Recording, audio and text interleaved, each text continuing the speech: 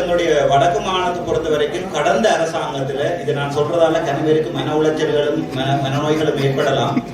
கடந்த அரசாங்கத்துல board certification இல்லாம சாதாரணமாக மதிப்புக்குரிய ஜனாதிபதி அவர்களே ஒரு வைத்தியசாலை ஒன்றுக்கு டிரெக்டர் ஒருவர் தெரிவு செய்யப்படும் போது அவர் கட்டாயம் போர்ட் சர்டிஃபைட் கன்சல்டன்ட் என்ற ஒரு அடிப்படையில தான் தெரிவு செய்யப்பட வேண்டும். ஆனால் 2015ஆம் ஆண்டு இருந்த அந்த காலத்து அரசாங்கம் கேபினட் அப்ரூவல் ஒன்றை எடுத்துக்கொண்டு சம்பந்தப்பட்ட வைத்தியர் ஒருவருக்கு யாழ்ப்பாணம் போதனா வைத்தியசாலை ஒருவருக்கு போர்ட் சர்டிபிகேஷன் இல்லாமல் இன்போஸ்ட் ஒன்றை கொடுத்திருக்கார்கள். நான் ஒரு வைத்தியசாலையின் அட்மினிஸ்ட்ரேட்டர் அடிப்படையில் எனக்கு இது சம்பந்தமாக சுகாதார அமைச்சுக்கு எழுத்து மூலம் தெரிவிச்சிருக்கிறேன். அப்போது அவர்கள் எனக்கு சொல்லியிருக்கிறார் அவருடைய போர்ட் சர்டிபிகேஷன் சம்பந்தமான தரவுகளை எடுத்து தருவதாக.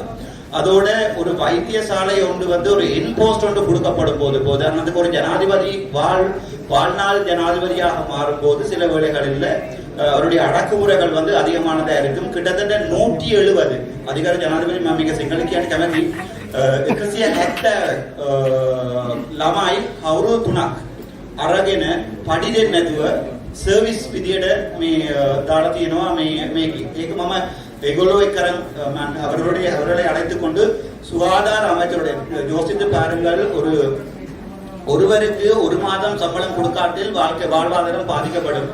170 பணியாளர்களை 3 வருடங்களுக்கு சம்பளம் கொடுக்காமல் இந்த அடிப்படையில் அரசாங்க நிறுவனம் ஒன்றில் சம்பந்தப்பட்ட வைத்திய அதிகாரி அவரை இன்போஸ்ட் என்பதால் யாரும் அவரை எதுவுமே செய்ய முடியாது பணியமர்த்தி இருக்கிறார். அதை கதைக்க போன போது சம்பந்தப்பட்ட அவ்வளவு 170 பணியாளர்களையும் வற்புறுத்தி கடிதம் வாங்கி இருக்கிறார். நான் தொடர்ந்து வேலை செய்வேன் இலவசமாக என்ற அடிப்படையில் வற்புறுத்தி கடிதம் வாங்கி இருக்கிறார். அது தவிர அதை கதைக்க போன பல அந்த தொழிலாளிகளை வைத்தியசாலையை விட்டு வெளியேறி இருக்கிறார்.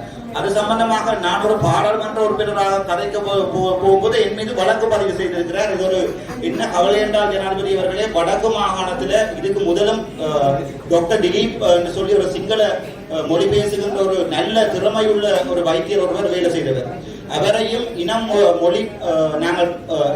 மொழி பாதுகாப்பு வேறுபாடு காட்டி யாழ்ப்பாணத்திலிருந்து திட்டமிட்ட ரீதியில சம்பந்தப்பட்ட வைத்திய அதிகாரிகள் வெளியேற்றி இருந்தவர்கள் அவர் சிங்களவர் என்பதால நான் கூட பேராதனை வைத்தியசாலையிலே இமோ பிளானிங்காக வேலை செய்திருக்கிறேன். கிட்டத்தட்ட 3 வருடங்கள் என்ன இந்த அட்மினிஸ்ட்ரேஷனை கொண்டு வந்தது கூட ஒரு சிங்கள வைத்தியர் டாக்டர் அர்ஜுன திலகரன். ஆனால் இப்போது இருக்கிற இந்த நிலைமையிலே சிங்கள வைத்தியர்களை வெளியேற்றுவதும் அது தவிர ஒரு இனப்பாகுபாடான இதொன்று எங்களுடைய வைத்தியசாலைகளில் நடந்து கொண்டிருக்கிறது.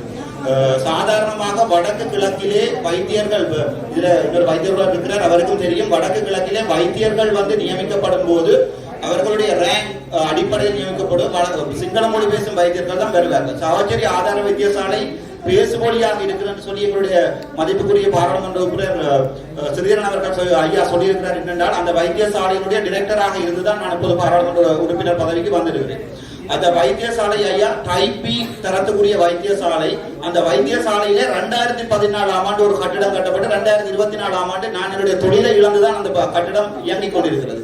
அது தவிரவும் வடக்கு கிழக்கு மாகாணத்திலே வைத்தியசாலைகளை எடுத்து பார்த்தீர்கள், ஒன்று லைன் மினிஸ்ட்ரி வைத்தியசாலைகளாக இருக்கும், 2வது ப்ரொவின்சியல் கவுன்சில் வைத்தியசாலைகளாக இருக்கும்.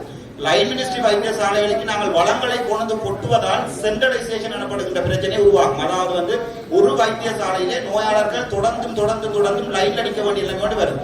நாங்கள் சின்ன பெரிபரியில இருக்கிற சின்ன வைத்தியசாலைகளை தரம் உயர்த்துவதோடு அதிலே சம்பந்தப்பட்ட வைத்தியர் ஒரு சிங்கள மொழி பேசுவதாக இருந்தாலும் 24 மணித்தியாலமும் 31 நாட்களும் யாழ்ப்பாணத்தில் இருந்துதான் தொழில் புரிகிறார். இப்போது அவரை வெளியேற்றுவதற்கான நடவடிக்கையை GMO செய்து கொண்டிருக்கிறது.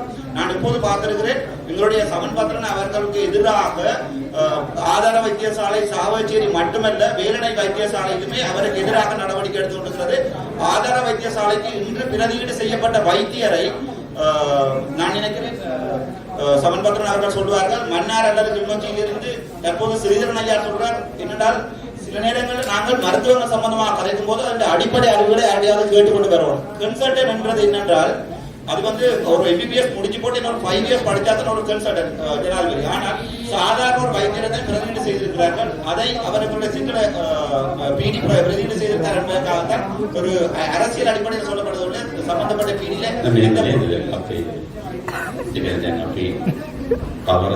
කවර රෝගද තමයි යම් කාර්යයක් කරමින් හිටපු වගකීමක් තිබුණු වෛද්‍යවරයෙක් මාරු කරනවා නම් අපි ඒකට විකල්ප වෛද්‍යවරයෙක් ලබා දෙන්න ඕනේ.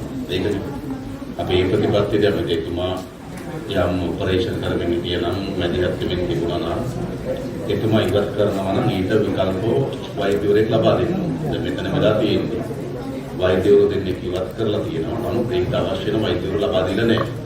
අපි බලනවා ඒක ට්‍රාන්ස්ෆර් කරලා තියෙනවා. ඒ ට්‍රාන්ස්ෆර් එක තාම ක්‍රියාත්මක කරලා නැහැ. හරි ඒකනේ අපි ඒක කරමු.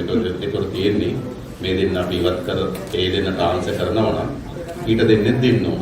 දෙන්න තාම අපහසු නම් අර දෙන්නම කෙටි කාලයකට තියන්න කියලා නිල්ලීම තියෙන්නේ. අපි ඒක බලමු.